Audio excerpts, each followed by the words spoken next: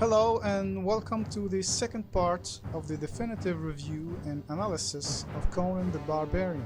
So let's pick up where we left off in the last video and continue our in-depth look at the theme of the Riddle of Steel. It is interesting to see how the theme was conveyed in both plot and visual storytelling. In the beginning, Conan is a brutal warrior obsessed with steel.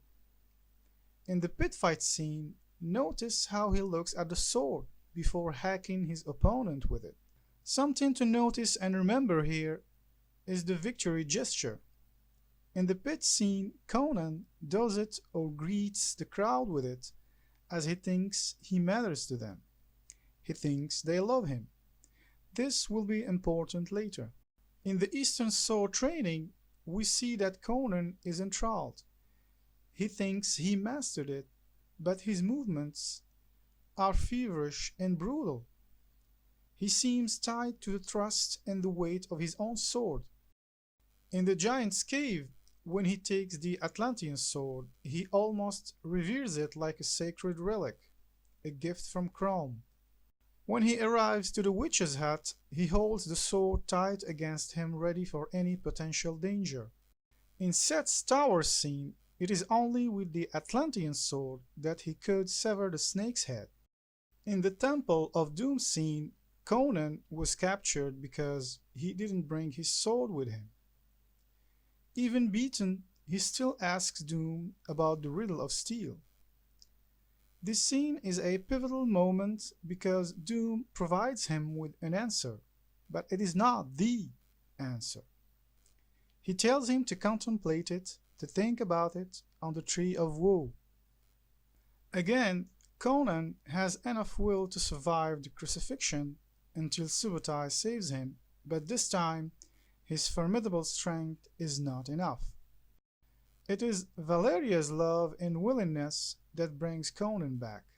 She fought demons and ghosts to keep him alive. In the healing scene, Conan reflects on what Doom said. He looks at his hand, the hands that wields the sword. Maybe he gets it now. Look at the sword routine compared to the brutal and fast-paced one in the Eastern training scene. Now it is slow-paced, controlled. It is the hand, the will that controls the sword, and not the other way around. Valeria's death is another pivotal moment that will change Conan's attitude and thinking. First, he realizes that brutal force is not enough to defeat Doom. He needs to be smart and use warfare tactics to defeat overwhelming foes. In the fight scene between Conan and Rexxar, Valeria's spirit returns and helps him. Here, something deep changed in Conan. He became stoic and more determined to defeat his enemy. After killing Rexxar, Conan looked at his father's broken sword, then at Valeria's tomb. This is, I think, where he finally understands and gets his answer, his truth. His father was wrong about trusting steel over men and women. Even Thulsa Doom was wrong about flesh being the strongest. What matters is true love. Love is stronger than anything. Valeria's love conquered even death. And here is the final victory gesture, supported with a glorious slow motion. This might suggest that Conan understands what matters now, and this gesture does acknowledge the unbound and true love of Valeria. But Conan still has one final mission, other than avenge Valeria in his parents' death. In the final scene, Doom tries to manipulate him and hypnotize him, but he fails. Conan decapitates him with his father's sword, casts his head towards his followers, then coldly and disdainfully drops down the broken sword. Here, Conan symbolically got rid of the flesh and the steel falsehood. He got rid of both fathers' beliefs. He gained wisdom, and now he is his own man, free to follow his own path. But most importantly, Conan fulfilled his destiny, or at least the beginning of a destiny prophesied by the witch. He is destined to crush the snake of the earth, to liberate people from Set's evil dominion. Case in point, before he sets the temple on fire, the priests and followers, realizing Doom was a false god, put their torches out and leave. A recurrent visual leitmotif in the movie is the hand or the fist. Conan breaking the gladiator's arm with his fist. Rexor crushing Conan's hand with his boot. Doom making a fist when talking about flesh. Doom's followers eating hands. Again, the healing scene where Conan makes a fist. That is usually a symbol of strength and power, but also will and determination. But that is one interpretation. The strength of flesh is also manifested in human connection, the power of love and strong bond, and it is visually symbolized by the grasping or joining of hands. Let's look at the raid scene. Notice how Conan grasps his mother's hand. When Doom beheaded his mother, she fell and let go of his hand. Thus, the link, the human connection, is gone. Conan here has lost his mother's love. Look at how Thulsa Doom contemplates the sword of Conan's father, and look at Conan how he contemplates his open hand. It is a great and interesting image, the two metaphorically joining hands. It can be subject to many interpretations. Maybe this suggests that Doom is Conan's father now, since, as he said in the end, he made him who he is. He is, in a way, his father, and Conan is his son. Maybe it means that steel is not to be trusted. It didn't save neither Conan's father nor his mother. Or we can see it as a clever hint to the answer of the riddle of steel. The answer was already there, but none of them knew it at the time. The young Doom is obsessed with steel, just like Conan will be later. Conan, open hands, here might symbolically mean weakness or ignorance. This gesture is mirrored in the healing scene. In contrast, Conan here is making a fist, a symbol of strength, but also meaning that he got the answer to the riddle of steel. Another example of the human connection or love manifested through the joining of hands is in Conan and Valeria's seduction scene. Notice when he gives her the big gem, he grasps and rests his hands on hers. This strangely mirrors Conan as a boy clutching his mother's hands. Does this suggest an Oedipus complex? Maybe, since both Conan's mother and Valeria are blonde and strong women, and both are killed by Doom. In Doom's case, there is no intimate human contact, except with snakes, of course. Doom conceives love and human connection as a matter of lust, deception, control, and dominion. His followers, completely brainwashed, as in most cults, are only craving for his love and approval, and he clearly gets off on it. In the last scene, King Osric's daughter bows to Conan and acknowledges him as her new master, but he isn't interested in that. Conan compassionately offers her his hand and takes her away. So in the end, Conan's father was wrong about trusting steel over humans, and Doom was wrong about strength being controlling and using humans. Conan learned through his journey that real allies and true love is what matters. He found in Subotai a trusty friend and in Valeria a worthy companion and lover. Without them, he would have survived and fulfilled his destiny. The second theme in the movie seems to be the untruthfulness of cults and religions. One can see an evident critic of blind faith and belief in a peaceful and loving God.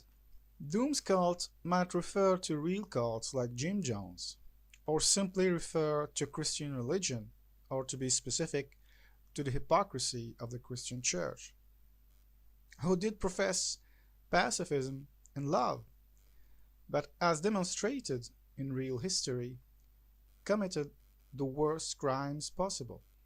A certain dialectic emerges throughout the movie, and the inherent message is that cults and religions are not to be trusted, and charismatic leaders even less. Religions are deceptive and usually manipulate and feed on the weak and simple-minded. Just like in Doom's cult, he exploits the blind faith of his disciples and pushes them to sacrifice themselves for him. He even literally feeds on their flesh. And the cannibalism in the underground cave scene is quite symbolic in that regard. It is interesting to see that Doom's temple is built in a mountain far away from cities or civilization, certainly to isolate the disciples and easily prey on them. Notice how Milius conveys that. The priests are wearing black, while the disciples are wearing white robes. Look at how they march in line like sheep going to the slaughter. It is even interesting to see that the outside of the temple is quite a large open space. This is where during the day that the disciples agglomerate in peace, practice their mantra, and pray to Set. This is what Doom's temple tries to project, a peaceful and loving religion, but it is an illusion.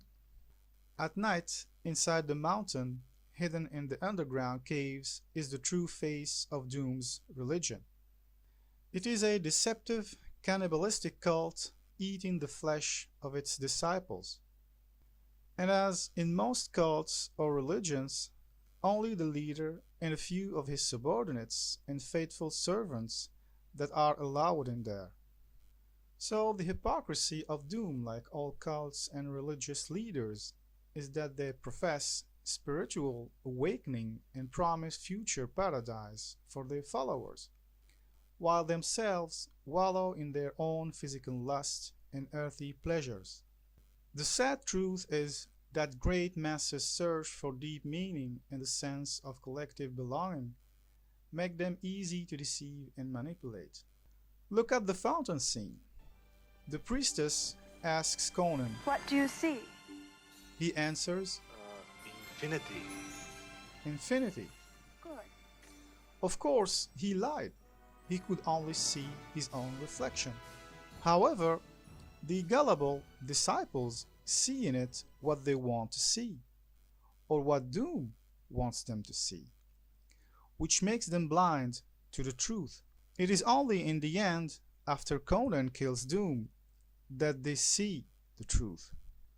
And it is in the same fountain that they put their torches out. Doom's false light. Religion was always tied to civilization, to political power. Both are corrupted and corrupt each other. Sometimes religion can outgrow or overpower political authority because it has a spiritual hold on most people and can push them to rebel against authority. When Conan and Subotai travel to Zamora and Shadizar, they notice that the snake cult is spreading everywhere. It is more evident in King Osric's case. He has no power anymore.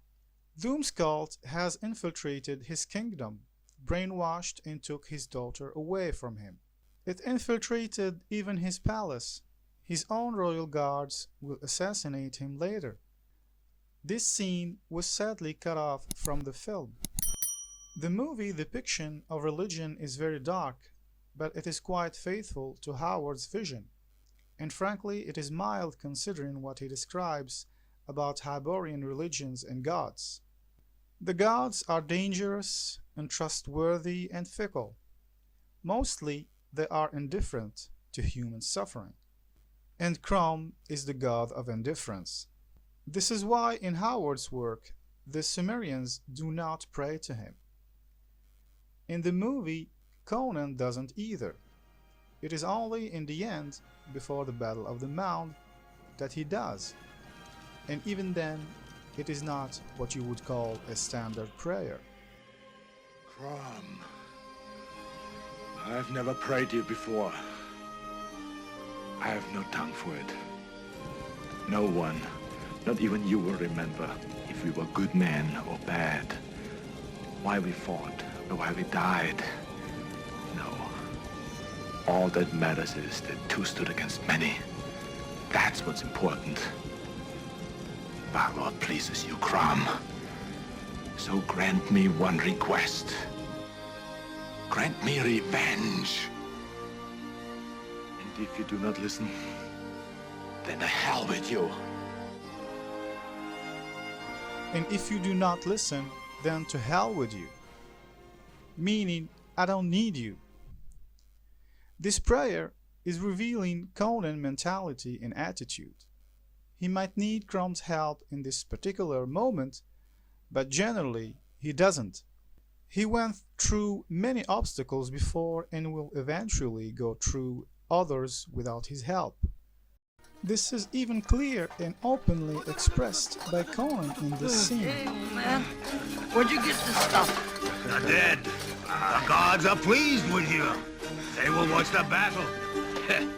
Are they going to help? No. Well, then tell them to stay out of the way.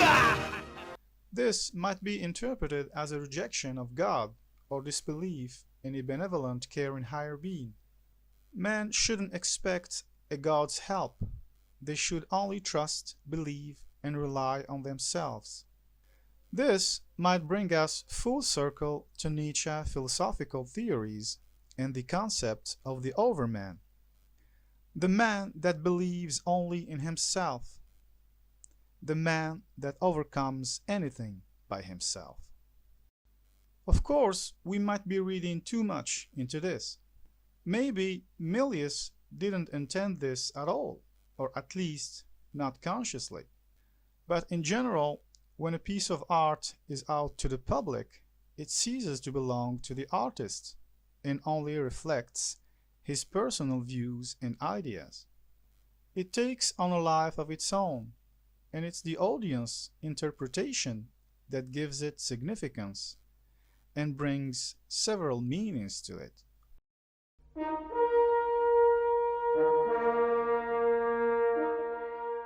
The visual look and identity of the movie were done by production designer Ron Cobb. Cobb did a great job at portraying the Hyborian world of Conan. From costumes to set design, everything breathed a sense of ancient history. But the most striking and memorable element is the sword's design. Cobb and Milius supposedly wanted to hire Frazetta, but the deal was never made. I guess he was expensive. Too bad, it would have been glorious. However, the film is riddled, pun intended, with Frazetta's imagery in iconic paintings. You can see many visual references to Frazetta's artwork. First, the official poster, which uses most of the iconic elements in Frazetta's paintings. In the movie, Conan's horned helmet is clearly inspired by Frazetta's design. The witch hair is inspired by Frazetta's painting, Woman with a Scythe. In the underground orgy, the woman standing next to a pillar and the panther are inspired by the Egyptian queen. The spikes in the Battle of the Mounds are inspired by the Huns painting. Conan's victory gesture is inspired by Frazetta's painting, Victorious. And Valeria's armor in her resurrection scene is inspired by this Lord of the Ring artwork. Milius also used Sergei Eisenstein movie Alexander Nevsky as an inspiration. It is quite visible in the helmet's design of Doom and Rexar. But it is not about just costume design. The raid on the Cimmerian tribe is a direct homage to Alexander Nevsky's sequence, the invasion of the Russian city by the German Catholic army. If we do some comparison, we'll see that some scenes are literally taken from the movie. For example, the scene where Doom and his henchmen takes their helmets off. Also, Doom and his riders' attack in the Battle of the Mound is also taken from the sequence where the Roman Catholic army is attacking Alexander's Russian army.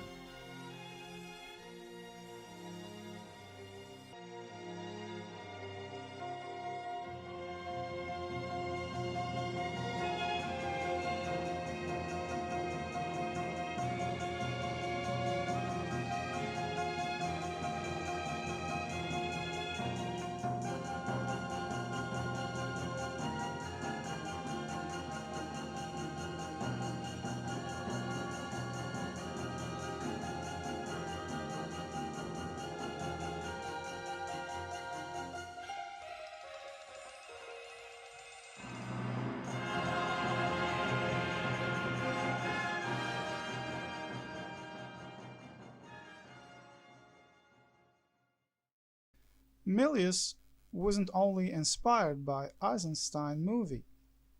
The Battle of the Mounds and the warfare tactics are inspired by Kurosawa Seven Samurai. Conan traveling through the land seeking for the Temple of Doom and King Osric's daughter is a reference to John Ford movie The Searchers. So, as a closing statement, Conan the Barbarian is an underrated cinematic masterpiece that offers the viewer more than he can expect. The movie goes beyond the sword and sorcery tropes, and under the guise of a revenge story, it provides us, through various thematics, a deeper look at the human condition. I hope this video was helpful and intriguing enough to drive new generations into seeing and appreciating this movie. Thanks for watching, and see you soon in other classic movie reviews and analysis.